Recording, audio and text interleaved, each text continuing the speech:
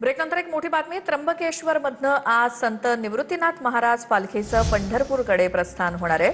आषाढी वारीसाठी त्र्यंबकेश्वरात हजारो वारकरी आणि भाविकांची सध्या गर्दी झाली आहे। सिंहस्थाच्या कामामुळे यंदा पालखीच्या पारंपरिक मार्गामध्ये बदल करण्यात आले आहेत।